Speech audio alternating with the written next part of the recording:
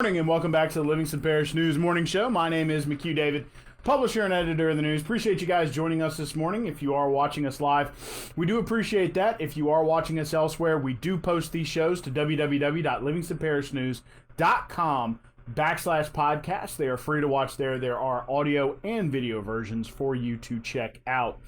Your traffic this morning, not quite reminiscent of the weather, but it is slow. So I guess it is a little bit.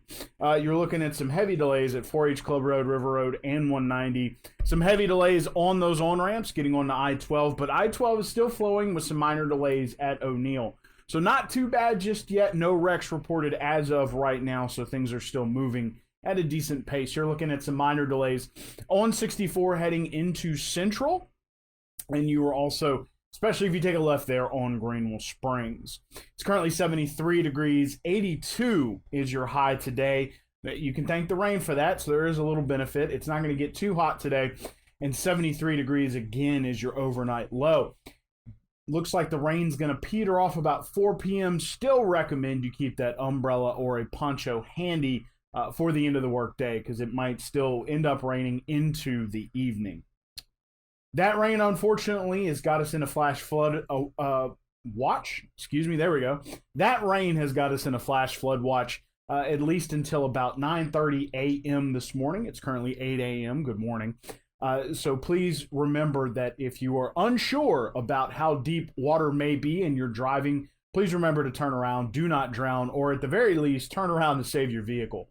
So please remember we are in a flash flood watch that includes the streets and most areas that experience pretty regular flooding until about 9:30 a.m. So keep that in mind. Obviously, if you woke up this morning about 5:30, between 5:30 and 6, you noticed it was heavy rain. That rain has started to slack off. It's going to be about like this for the rest of the day, according to the weather folks. Qualifying racked up. It did rack up. Qualifying wrapped up on Friday, and we racked up some candidates. A lot of, excuse me, you can find all the wrap-up on our website, www.livingstonparishnews.com. There were many candidates who did not draw an opponent. There were a ton of races, about 51 of them total here in Livingston Parish. That included presidential, Congress, and Senate. However, good morning, Miss Belinda. Thanks for joining us. However, there were a lot of races that did draw quite a crowd. We're going to have one judge's race, which will have two opponents. That would be Mr. Scott Dykes as well as Colt 4. They will compete for one of the open judges' seats. The rest of them are filled. We are also looking at major competition in the town of Livingston. So contentious mayor's race, contentious police chief race, excuse me, there we go. Contentious mayor's race, contentious police chief's race. Also, quite a few have signed up, just about 10 or 11, for 5 seats on the Board of Aldermen. So that's going to be fun to watch what's going on out there in Livingston. Keep an eye on that town. But again, qualifying has wrapped up. So we're moving into campaign season for that November 3rd election. Early voting for that starts Saturday, October 20th. So it'll be here before you know it. We're already very near to August. And speaking of August, that means schools. We're going to get to that in a second. I want to talk about former Mayor Jim DeLon. He passed away late last week. He was 88. Mr. DeLon had been mayor of Denham Springs right around the turn of the century, had been involved in a lot of things. He had been there for 12 years and involved in the Pete's Highway interchange, which was funded. Still haven't seen that yet. We know how slow the state moves. The construction of the train station depot, or the revitalization of that depot, rather. And the downtown traffic, the whole Hummel Street and Range Avenue split was part of Mayor DeLon's tenure. So quite an influential man here in the Denham Springs area. He was also principal of Denham Springs Elementary for many, many years. So I know he will be missed. He was a great man here in the community. Getting into your coronavirus statistics for the day, 107,574 cases reported as of Sunday. Remember, we get a full weekend's worth of report on Sunday now. There is no COVID-19 report from the Louisiana Department of Health on Saturday. So that was plus 3,800 from Friday to Saturday and Saturday to Sunday, or roughly 1,900 a day. 3,651 deaths are reported statewide. 1,233, 1,233,000 233,264 tests, which is a great number for the state. 61,456 have recovered. 1,557 hospitalized. That is down, actually, over the weekend. That's a great sign. On 184 ventilators. Good morning, Mr. Taylor. How are you? That is one, if you were listening earlier when we were talking about qualifying, Mr. Jonathan J.T. Taylor is one of the competitors or one of the qualifiers for the seat of mayor in the town of Livingston. So he'll be one of the individuals running there.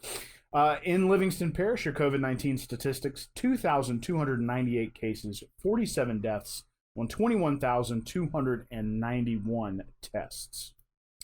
There is going to be a new stimulus package. Both the Senate and Congress have kind of worked out their differences. Treasury Secretary Steve Mnuchin mentioned this on the news yesterday.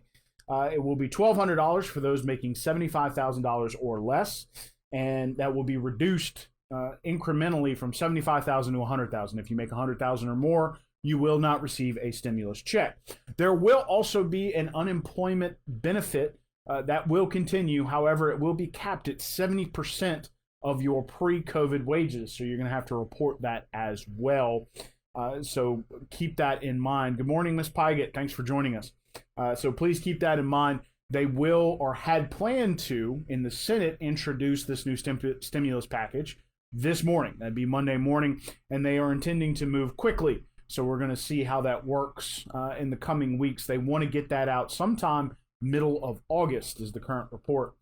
Again, $1,200 for those making $75,000 or less.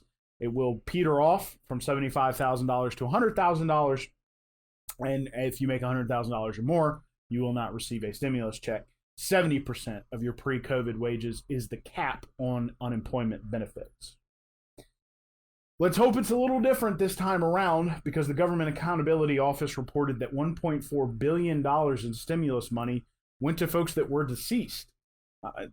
When those checks went out, they hit bank accounts for people, and I believe even those who had not been taken off bank accounts for direct deposit had received some as well. Again, that was $1.4 billion issued to dead or deceased folks through the CARES Act. Of course, report back in June, Treasury Secretary Steve Mnuchin said that as they discovered who those deceased folks were, they would be recapturing those funds. And they also asked people to just rip up the check, do not deposit, because they would be coming for it. So pretty sure they collected all that money back. But that was an issue with the first stimulus package as it was propped up. There was a lot of these things that were propped up quickly. We do know how our government works. Sometimes there's going to be holes and gaps in it. Hopefully that will not happen here in round two. We're talking about schools for just a second here. This is the week. Please, if you didn't get a chance to start calling on Friday, pick up the phone. If you are a parent or a guardian, call your school. Get an idea of if your child is A or B day. If you're registering them for the virtual school experience, please go ahead and start trying to do that. Please remember to be patient with these schools. They're going to be inundated with a lot of phone calls from parents around the parish. 44 school sites, all going to be trying to work through, and they're all going to be working through this a little bit differently, getting kids set up for AB days as well as virtual school. Please remember that the schools are intending to start in phase 2. As of right now, we'll see what happens. We'll get a new announcement from Governor John Bel Edwards next week about what things will look like on August 7th, which is when school starts. However, please remember, that with that AB day, your child is going to alternate days depending on which week. So you need to find out if your child is A or B. Of course, you can always keep an eye on your school's social media. On your school's social media, or you can keep an eye on their website. We got a report that some schools were not open Friday. Today is the day to start calling. I know that is frustrating. Some schools were not prepared or were not open on Friday. So again, the superintendent of schools wanted people to get started calling on Friday. They're probably going to try to report back to some of those voicemails. As you said, their voicemail was full. Keep trying today. It's going to be a tough process for a lot of people. You're going to have to keep calling until you get somebody on the phone to answer the questions or to get you signed up for the things that you need to be signed up for. Want to remind folks that once school starts, Lunch will be available, and it will depend. That's one of the questions you need to ask while you're on the phone is what time do I need to bring my child? If you're doing virtual schooling, what time do I need to bring my child to get lunch? Or if they're during a B day, and of course your child's A and it's a B day, what time do you need to bring them or go up there to get a lunch if you can? So please remember, keep calling, keep calling. That's one of the questions you need to ask. So AB day, or get them signed up for virtual schooling and lunch. Also, you need to ask about, excuse me, cleaned out a room this weekend. Allergies, terrible, dust everywhere. You need to be sure they have a lot of schools sent out calls. Some schools are still working on it. What kind of technology you have at home, you need to report that to the school. If you need computers, if you need connectivity help, if you need any of those types of technological things, you need to talk to the school about that. There are forms you have to fill out. They will try to give you assistance. Now, coming up on Wednesday, we're going to be sitting back down with Superintendent Joe Murphy. We're going to be talking about some of the progress that schools have made, as you can see from the comment from Ms. Brandolin, and I mean, we appreciate that. It's going to be tough. You know, these schools are trying to work through it as best they can. Keep calling. Keep calling.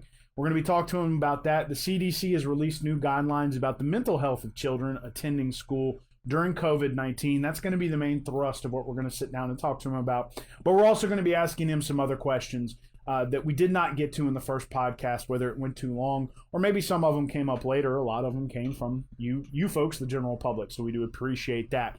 But please remember those questions when you are trying to call your schools.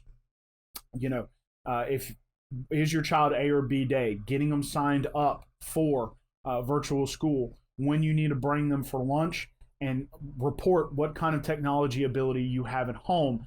If you need help from the school system, they do have it available, but you do have to sign specific forms. So please remember that. School is starting August 7th. At least at this time. And again, we are going to be sitting down with Superintendent Joe Murphy on Wednesday for a second podcast. So part 2, I guess you can say. There we are. We're back. Sitting down with Joe Murphy this Wednesday for part 2, I guess you can say. Going to be talking about the CDC guidelines on child psychology going back to school during this time. We are also going to be following up with some questions that were not asked during the first podcast. So be on the lookout for that Wednesday evening to come out. Back into your traffic real quick, kind of representative of the weather. Not as bad, not any wrecks or anything. Things are just moving slowly. Some minor delays on I-12 at O'Neill, but no wrecks reported so far. Some heavy delays on those on-ramps. Heavy delays at 4-H Club Road, River Road, and 190. Some delays on 64 heading into Central and Greenville Springs, definitely some heavy delays. It's currently 73 degrees, 82 degrees is your high, 73 degrees your overnight low. Keep an umbrella handy this afternoon. Rain's supposed to start petering off around 4 a.m., but it may continue throughout the day, so better to have that umbrella on hand. Most of you will probably be bringing it to work this morning anyway. Want to talk about these COVID-19 mitigation efforts real quick. Wear a mask in public, if at all possible. 6 feet or more of distance between yourself and others. Wash your hands with soap and water for 20 seconds or more. Control your cough and your sneezing with an elbow or a tissue. Don't touch your face. 25 or less to a gathering, and stay home if you are sick, and utilize telehealth to get in touch with your doctor, and try to stay home if at all possible. Let's see. Ms. Tamara, I do understand what you're saying. However, the superintendent has made that recommendation. I think all these schools are going to be handling this a little differently. Some schools are going to want parents to call in. Some schools aren't. You have to remember that there are a lot of people that are going to be signing up for virtual school as well, and they need to call. You also need to call to make sure that you know which day you are going to be going to grab your lunch. It's also important to understand, I see what you put right there. Go to lpsb.gov. Again, every school is going to be doing this a little differently. It does not hurt to call your school. That's part of why they're going to be there this week, is to try to answer these questions. They've been doing a lot of training over the summer. Please remember that getting in touch with them, there's a lot more than just trying to find out AB days. Getting signed up for virtual school and letting the school know that you intend to sign up for that. is also important. Getting important contact information. And not everybody is technologically savvy. Some people need to talk to people on the phone to get that information. So it is always good. If you find a way to do everything digitally, some schools are going to be more prepared to be able to handle that. Then that's great. That's a good sign, and that means that school will have a little more free time to be able to handle some of the other logistical hurdles that they have to jump over, which is not insignificant. But getting on the phone with your school and trying to get answers to those 4 questions or get some of those things set up is very important. And again, please keep trying to call. Again, some schools may be a little more ready than others. One last time, my name is McHugh David. Well, before I get into my final spiel, I do want to say, folks, I know that a lot of y'all are expecting immediate answers. A lot of times the way this works, they sent out the information to the schools, and then the superintendent came and did a podcast with me. A lot of times they spent the next couple of days, excuse me, a lot of times they spent the next couple of days trying to figure out exactly how they're going to handle this at their individual schools. Some of them may not have their final plan. So it is important to keep calling, keep trying to find out. Some of that information may come out in an email or a phone call. Again, if you've registered or if your student is registered with your school, they're going to keep, I guess you can say, they're going to send out phone calls and that sort of thing, those robocalls that kind of give you an idea. But some schools you're going to have to call. Not every school is going to be the same. One last time, my name is McHugh David, publisher and editor of the news. Appreciate you guys joining us for the Livingston Parish News Morning Show. Please remember, we're on Facebook, Twitter, LinkedIn, Instagram, and YouTube. We are once a week in print on Thursdays at $7 a month. We will also be online, www.livingstonparishnews.com. We have a podcast page, which is free. We have a coronavirus page, which is free. We also have a breaking news page, which has accident information, arrest information, as well as national and statewide news, which is free as well. We do hope you guys stay dry today. Please try to stay patient with the school system. It's going to be tough for them to get ramped up. I know we've got about 10 days left before school starts. Stay persistent with them. Try to get set up as best you can. And please remember that we're going to be sitting down with Superintendent Joe Murphy on Wednesday for another podcast to talk about schools. Hope you have a great day, and we will see you tomorrow morning.